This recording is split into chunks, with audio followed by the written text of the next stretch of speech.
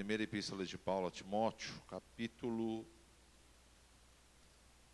2, por favor.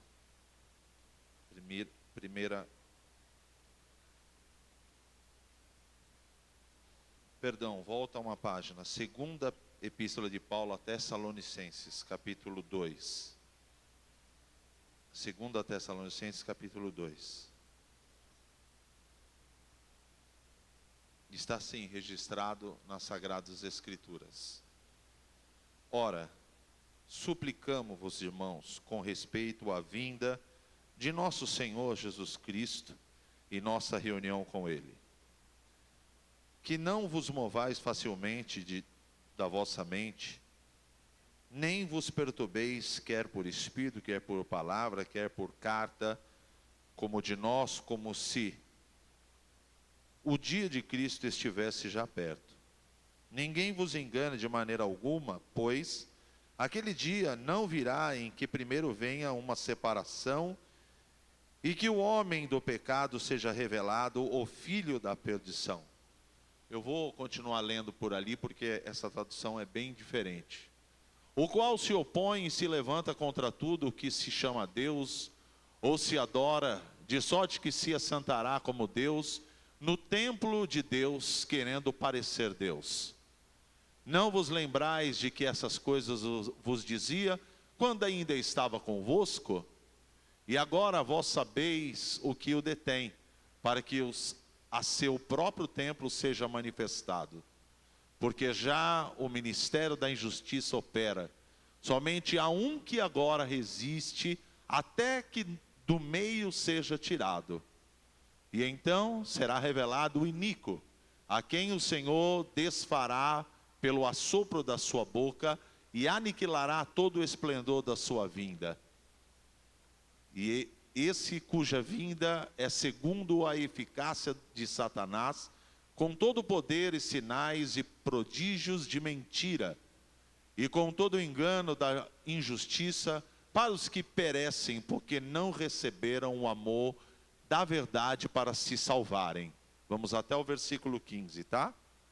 E por isso Deus enviará a operação do erro para que creiam a mentira, para que sejam julgados todos os que não creram a verdade, antes tiveram prazer na iniquidade.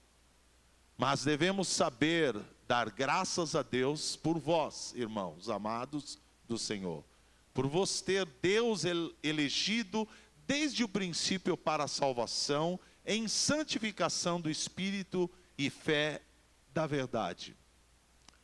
Para o que pelo nosso Evangelho vos chamou, para alcançardes a glória do nosso Senhor Jesus Cristo.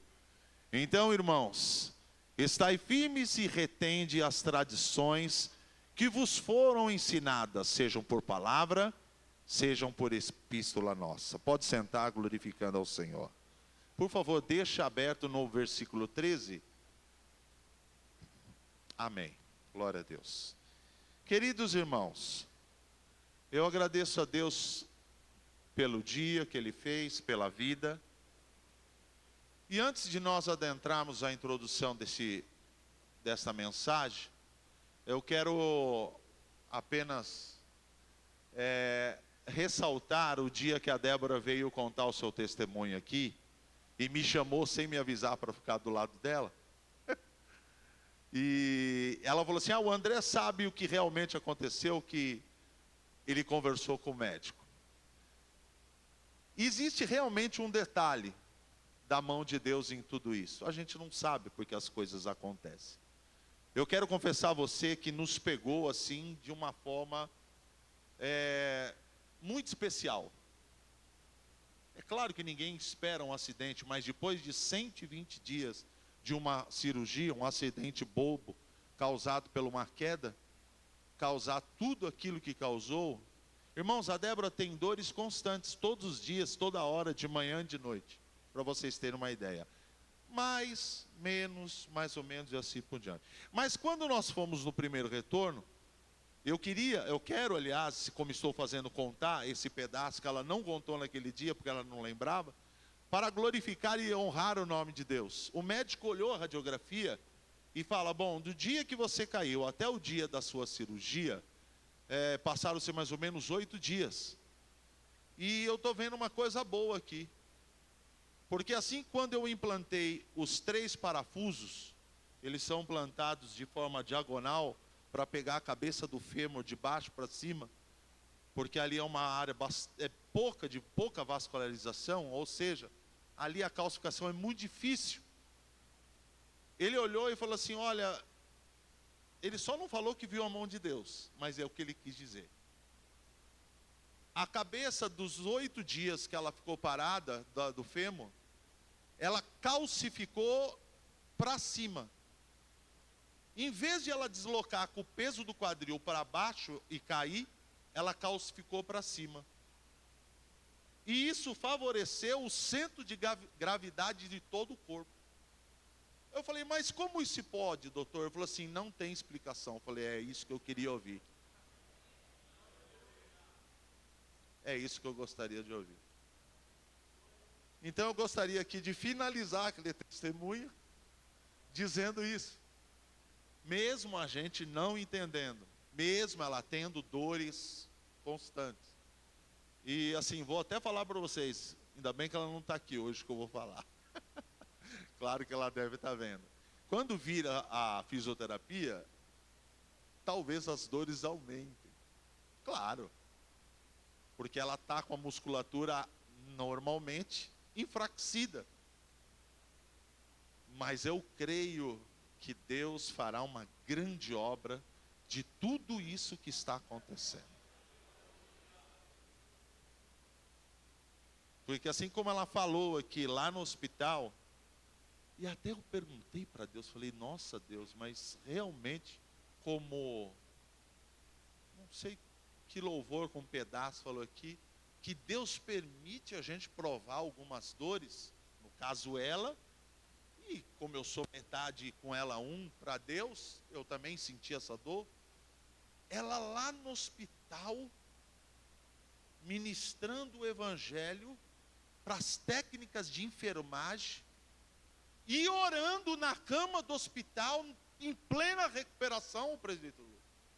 Eu falei, Deus? Ele falou assim, é assim. Eu falei, então tá bom, então é assim. Glória a Deus.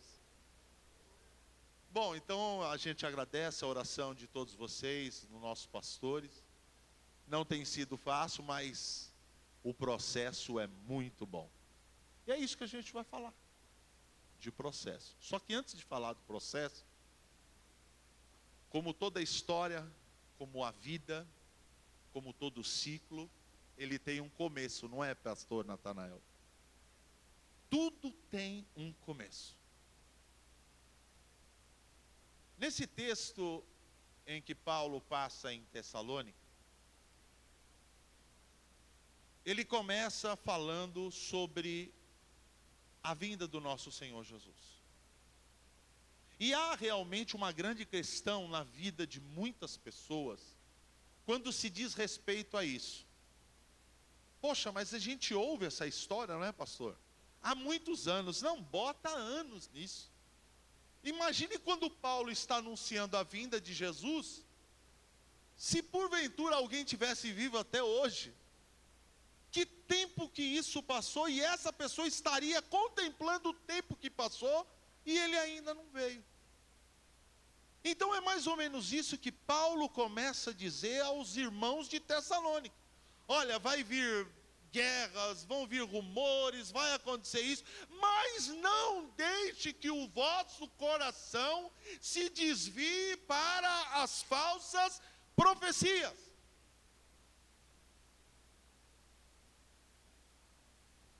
Esse tão somente é a maior promessa de Deus para a igreja do Senhor, para nós.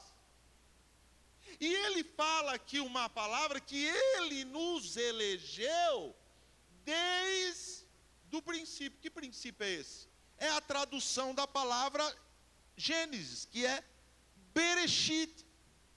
Bereshit é princípio, mas ele vem seguido de um pronome, em princípio. E esse pronome não marca tempo, não determina tempo. É diferente se eu falasse para vocês no princípio. No, ele está determinando o tempo. Imagine vocês que no coração de Deus, ele já via tudo que está acontecendo aqui. Imagina que no coração de Deus, quando ele revelou a Torá, o decálogo para Moisés, as 603 leis, a perdição do seu povo e o surgimento da era cristã, da nova igreja, ele já olhava para mim e para a sua vida. Você consegue imaginar isso? Ao mesmo tempo que a nossa mente se divide, poxa vida, quantos anos que nós carregamos essa promessa, pastor Josué? É mais ou menos pensarmos da forma que eu estou falando aqui. Esse momento, pastor Andréia, Deus já via na sua vida, Deus já via na minha vida, Deus já via na vida do Lucas, Deus já via na vida da Débora, Deus já via na vida de todos. Agora imagine Deus, se ele viu, o que ele espera. Se Paulo disse a Tessalônica que nós já fomos desde o princípio eleitos, e aqui cabe sim a palavra predestinação, mas não da forma que ouvimos aí fora. Até porque o verbo está no plural, então ele engloba o quê? A igreja. Não é o indivíduo, uma vez salvo, salvo para sempre. Não. Ele elegeu a sua igreja desde o princípio. E como João 10 vem apresentando a entrada, como pastor? O próprio Jesus falando, eu sou a porta. E o que ele fala, presbítero Sérgio? Que aquele que entra encontra o quê? A pastagem.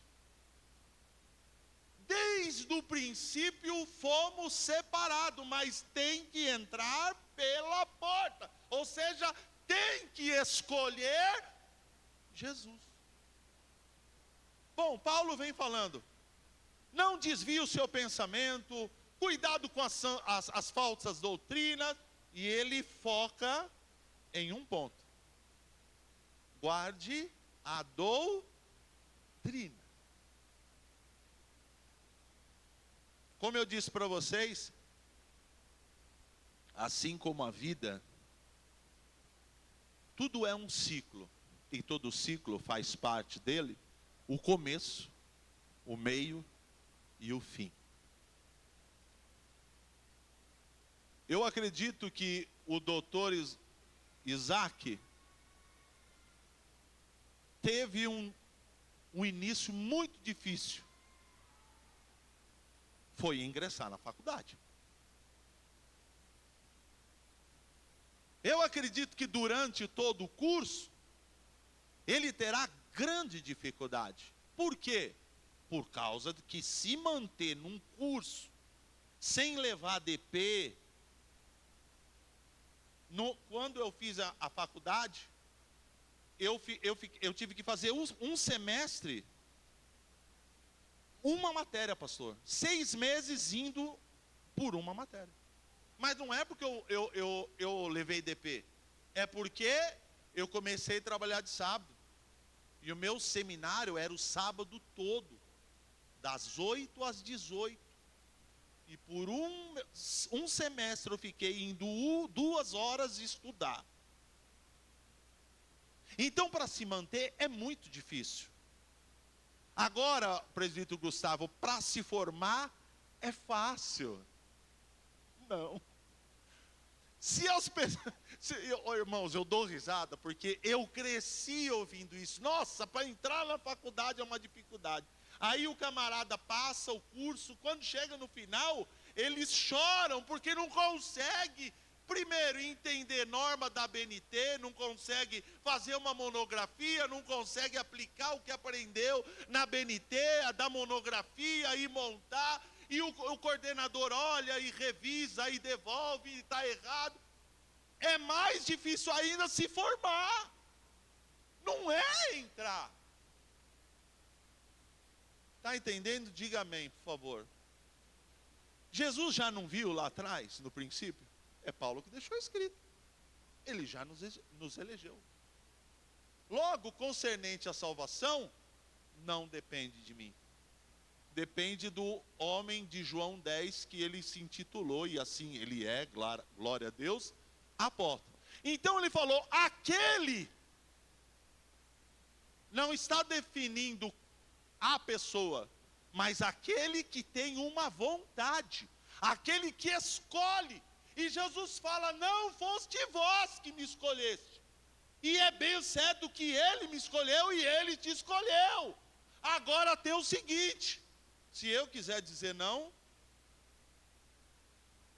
eu falei hoje na escola bíblica o seguinte, a única porta que tem fechadura de um lado só, é o coração. Não existe fechadura para o lado de fora, só para o lado de dentro. Se não fosse assim, não era Satanás que arrombasse, e não é Jesus que bate pedindo para entrar. E quem está dentro é que abre, ou recebe o impacto quando é arrombado. Um dia Jesus bateu na minha porta, e eu me lembro disso até hoje. Faz um tempinho, mas eu me lembro como se fosse hoje. E a Débora me levou até lá na frente, porque ela veio da igreja batista. E eu entrei numa igreja pentecostal, e ela me acompanhou. E eu louvo a Deus por isso. Porque essa mesma alegria está até hoje no meu coração, não por mim, porque Ele me conserva nele, Ele te conserva nele. A tua força vem da rocha.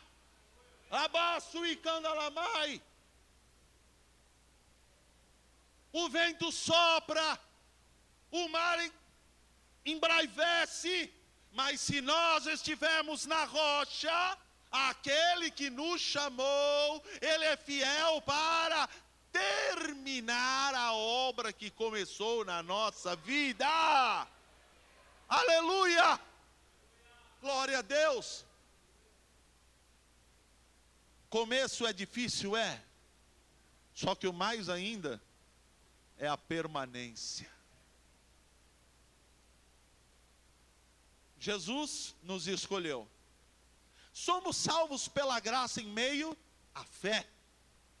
Isso é um dom, não nasce no homem. E como todo dom, ele precisa ser nutrido. Até porque não estaria escrito, a fé sem obras, ela é o quê? Então precisa ter obra para que a fé seja viva. Qual é a obra que eu e você fazemos que nos mantém firme no Senhor? Vir à igreja é importante e essencial. Ajudar alguém é importante e essencial. Mas a prova da minha e da tua fé é que nos mantém em pé diante do Senhor. Eu preciso ser provado. A minha fé precisa passar por prova para saber qual é a intenção que existe na minha alma e no meu coração. Só assim é a métrica dos céus para Deus olhar e falar: esse aí é um servo fiel. Deus também trabalha com métricas, não pense você que não. Ele também tem os seus jeitos de medir. Ele tem as suas varas de medir. Lembra de Jeremias 1 que falamos hoje? A vara significa o quê? Postura. A vara significa autoridade. A vara significa o quê? Correção. Logo, a prova da nossa fé, como disse Tiago, temos o Tiago 1:2, tem que ter muita alegria. Tiago 1:2 diz o seguinte: tende motivos de grande alegria. Ai, meu Deus do céu, a Débora está agora lá em casa, que não aguentou vir e está com dor. Pergunta para ela se ela está alegre. Alguém da sua família que não deve estar aqui, ou mesmo que esteja aqui, a vida deve estar uma tribulação, pergunte se ela está alegre.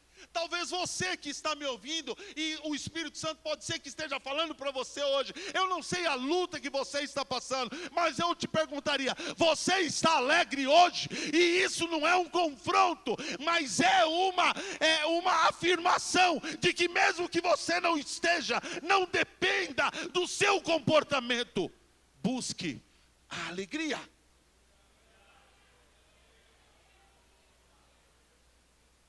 A alegria do Senhor é nossa o quê? Logo, o Senhor nos ensina através desse versículo o quê? Que eu não preciso às vezes da alegria, eu preciso da força. Porque força, nesse versículo, é o sinal de igual, é alegria. E alegria é o quê? É força. Eu não preciso estar alegre todo dia, todo momento, para poder andar na presença dEle. Eu preciso da força. Eu não preciso estar alegre para poder acordar e trabalhar. Eu preciso da força. E eu e você como igreja, chamados desde o princípio, que passamos pela porta, nós não precisamos estar alegres todos os dias, mas precisamos da força do Senhor para irmos com Ele ao soar da última trombeta. Mas acompanhe comigo. Devemos sempre dar graças a Deus. Bom, nesse ponto, nesse momento, Paulo, depois de todo o enunciado, que nós somos eleitos, de que nós aguardamos, pastor Luiz, de que nós devemos permanecer, agora ele entra na conclusão. Devemos dar graças a Deus por vós. Quem é o vós? É a igreja que ele mesmo, irmã Nailza, fundou em nome de Deus. Agora, por que, pastor Diego, ele fala isso? Por que ele volta na igreja, volta não, permanece, mas escreve? Aliás, 2 Tessalonicenses, então ele voltou. Ele saiu e voltou.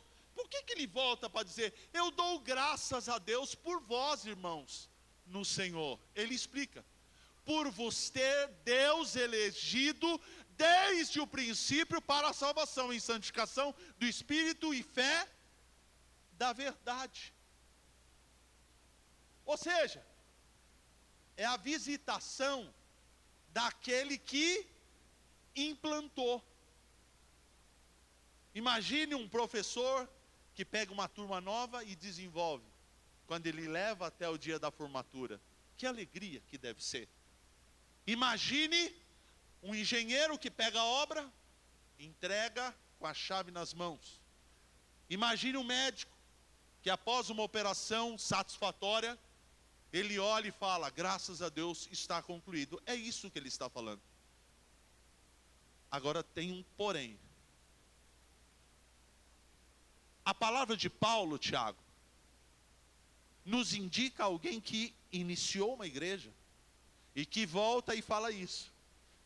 O motivo que ele fala isso é o motivo que ele está vendo e está vivendo do tempo que ele veio na primeira vez para o tempo que ele voltou para a segunda viagem. Esta é a outra métrica de Deus. Passou-se o tempo da primeira para a segunda carta e os irmãos estavam fiéis. Para a igreja, Gabriel, diácono Gabriel, a métrica é a mesma. Só muda a pessoa da visitação. Pastor Virgílio iniciou, mas agora ele não está mais, ele está com Deus. Como ele voltaria aqui para dizer, vocês estão fiéis? Pastor Samuel, aliás, essa semana entrei no Facebook dele, não sei porquê, que vem aqueles indicativos, e matei a saudade de ver pelo menos ele lá. Vi as mensagens da Mônica, de algum de vocês, vi o senhor lá e assim por diante. Mas ele não pode estar aqui e voltar. Diácono Renato fala assim, meu filho, estou gostando de ver o seu trabalho. Não pode. Então qual que é a forma que iremos ser medido por Deus nos dias de hoje, irmã Adriana?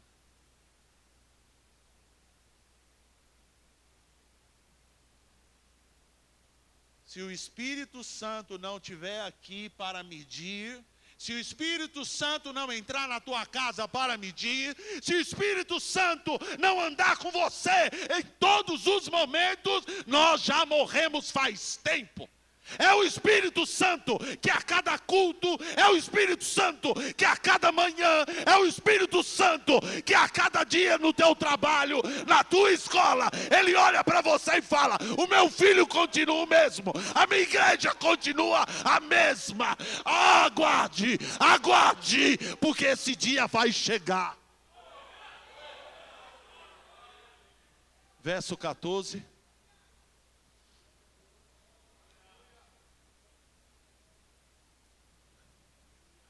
Depois de ele ter dado graças, ele continua: para o que,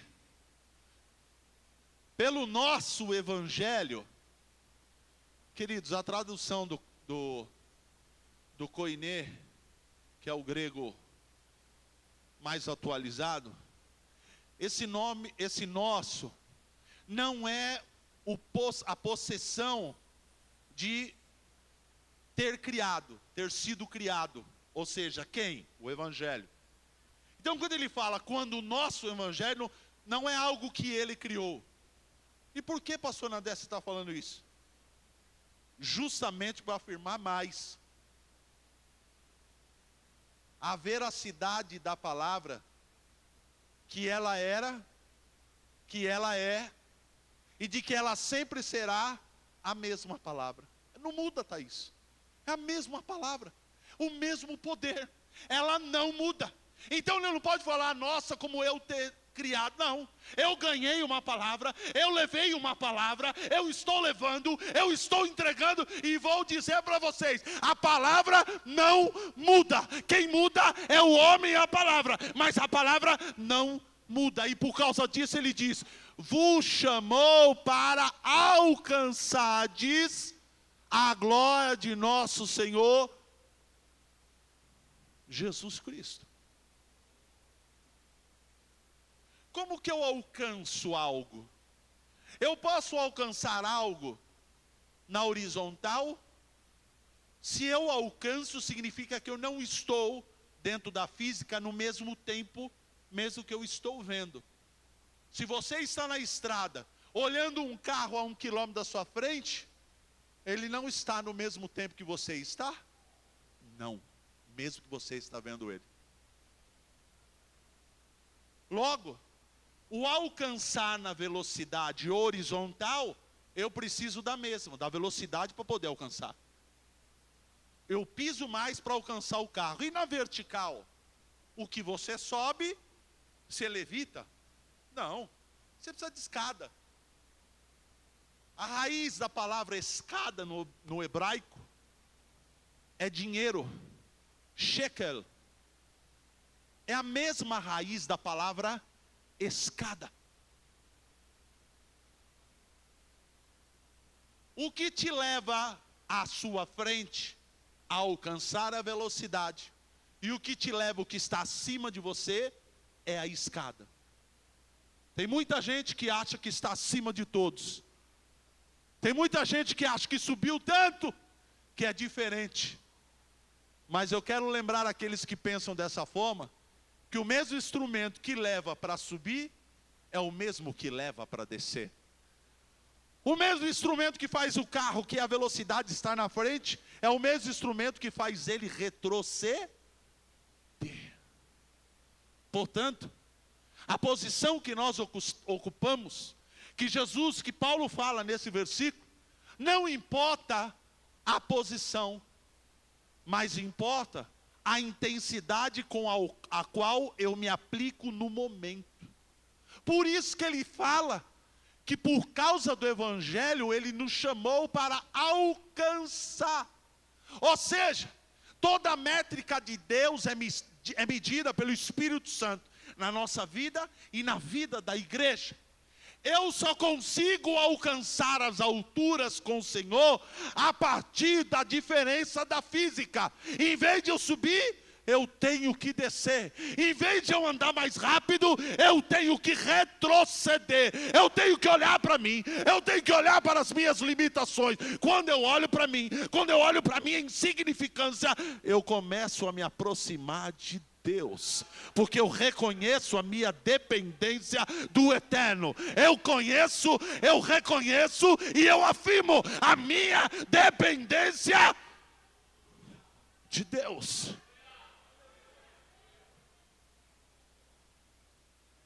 Então, para alcançar a glória de Deus, eu preciso do Evangelho, versículo 15, para encerrar. E o que o Evangelho nos diz? Então, irmãos, estai firmes e retende as tradições que vos foram ensinadas, seja por palavra, seja por epístola nossa. Deus solicita ao Espírito Santo nos medir. Ele leva as informações full time, toda a informação no mesmo momento. E ele nos baliza, ele nos equaliza. Não é aquilo que eu sou que ele mede. Não é aquilo que eu tenho que ele mede. Não é a posição que eu ocupo que ele mede, pastor Luiz. Mas a intensidade com que eu vivo nele. Se eu desço, eu procuro estar mais próximo dele. Se eu me retraio, eu estou cada vez mais perto dele. Portanto, para permanecer firme, eu preciso guardar as tradições. Eu preciso guardar a lei. Eu preciso guardar o Evangelho. Que o versículo anterior, a qual nós meditamos aqui juntos, nos dá a Bíblia como referência à escada, que é a mesma origem da palavra hebraica, dinheiro ou shekel. São os motivos desta vida e deste mundo que vão me fazer avançar. E não vou nem dizer mundo, eu vou trocar agora a palavra mundo por vida. É nesta vida que o Espírito Santo me visita, nos visita, visita a sua igreja, e olha a substância que nós carregamos dentro de nós. Todo parâmetro para o início de uma obra é o desenho e assinado. Porque se o desenho não tiver assinado, o mestre de obra não começa a execução. Toda obra a ser realizada precisa de estudo. Seja em qualquer área na nossa vida. E esse estudo, este início, depende da substância que nós carregamos dentro de nós. Portanto, o que nos determina como cristão é exatamente não quem somos ou a posição que nós ocupamos. Não é que classe, ou que nomenclatura, ou que altura que a igreja se comporta ou está, é que determina a saúde que gera a vida. Mas sim, as obras que ela executa, a essência que ela vive. E para se viver a essência de Deus, eu preciso viver, me entregar, deitar, mergulhar inteiramente no Evangelho de Deus. Sabe por quê? Porque é através do Evangelho que transforma o homem. É através do Evangelho que torna o homem uma nova criatura. Não são as tradições da terra e nem as tradições do homem que transforma a igreja, mas é a tradição da Bíblia Sagrada. E que tradições é essa? Por exemplo, a lei. Na lei ela é dividida, o decálogo é dividido em duas partes. Aos 5 primeiros mandamentos e os outros 5 primeiros mandamentos. O primeira quina de mandamento, ou seja, os primeiros 5 mandamentos, retrata a posição do homem concernente a Deus. A segunda parte retrata a posição do homem segundo o homem. Quando eu tenho, não adorarás a outro Deus, significa que eu devo andar moralmente com Deus e não me prostituir. Quando, por exemplo, não cobiçarás a mulher do próximo, significa que eu devo andar moralmente com o meu próximo. Ou seja, se eu olhar para a tradição da lei, eu tenho moralidade. Se eu orar para os oráculos de Deus, quantos são? 613. Oráculo é toda a lei que Deus falou oralmente. E ali existem as tradições com que o povo de Israel se afunda. No sentido bom da palavra, se aplica. Agora vem Jesus e fala assim, 1 Paulo, Romanos 7, se não fosse por causa da lei, eu não teria conhecido o quê? O pecado. Quando ele fala a lei, ele fala, se não fosse por causa de uma moralidade correta de Deus, eu não saberia me portar diante do meu próximo. Tem gente que quer andar com santidade com Deus, mas não quer andar em santidade com o seu próximo. Tem gente que quer andar correto com o homem, mas não quer andar em santidade com Deus. Portanto, definindo e excluindo por nomenclaturas, aquele homem que considera bom, não, mas esse é um homem bom, pastor. Não faz nada de mal para ninguém. Ele paga certinho. Ele não fala mal. Que erro podemos achar nele? Será que o nome dele está escrito no livro da vida? E ao mesmo tempo que vamos à igreja todos os domingos, todas as terças, todas as quintas, mantemos oração com Deus, podemos estar positivamente correto com Deus. Mas talvez eu estou destilando veneno contra o meu próximo. Ou seja, traduzindo e caminhando para o final, quando Paulo no versículo 15 diz, retende as tradições, ele diz o seguinte, olha para a tua moralidade com Deus, olhe para a tua moralidade com o teu próximo. Não adianta estar bem com Deus e não adianta estar mal com o próximo. Então olhe para a tua moralidade, olhe para dentro de você. O que eu disse para você, que a métrica de ter uma vida com Deus não é o dinheiro, porque o mesmo que leva é o mesmo que desce, o mesmo que sobe é o mesmo que desce. Então tudo que se cria nessa vida não é parâmetro, mas tudo que é indicado, por exemplo, pela lei, moralidade, é o que nos indica diante de Deus. Ah, mas o pastor não está me vendo. A pastora não sabe da minha vida. E precisa saber? Se é o Espírito Santo que visita, se é Ele que vem e mede o teu coração, se é Ele que conhece o teu deitar e o teu levantar, precisa do homem para colocar o dedo e apontar, mesmo assim que existe, mas não precisa, se nós temos um Espírito, a terceira pessoa da Trindade, aquele que tem sentimento, e quando tem sentimento não confunda, é sentimento para que nós o entendamos, porque Ele não precisa daquilo que nós precisamos para executar algo, porque Ele é Deus. Eu faço força para entender. Ele precisa? Responda você. Por isso que eu costumo dizer que Deus não tem amor. Por quê? Porque Ele é.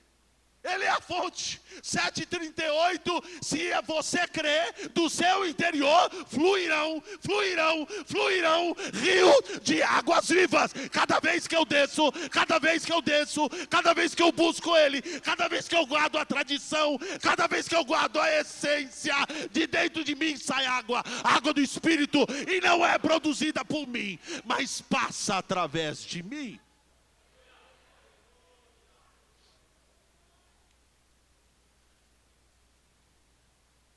Então, se a igreja tem que guardar uma tradição, que seja a lei, que seja os oráculos, mas que para a salvação, que sejam os 2 primeiros mandamentos. Sabe por quê, irmã Adriana? Porque das 10 a gente não consegue. Mesmo que consiga, tem mais os oráculos, que são 613, que eu também não consigo. Então, Jesus, para ajudar, pastor Josué, ama o teu Deus de todo o coração, toda a sua alma, todo o seu espírito, e ama o teu próximo a ti mesmo. Pronto. Se eu conseguir guardar isso, eu estarei mais firme e certo de que Jesus virá para me buscar. Eu terei a certeza. E um detalhe, hein? Quem sabe que cumpre esse mandamento, além daquele que vem nos mede e leva as informações para Deus full time, é eu e você.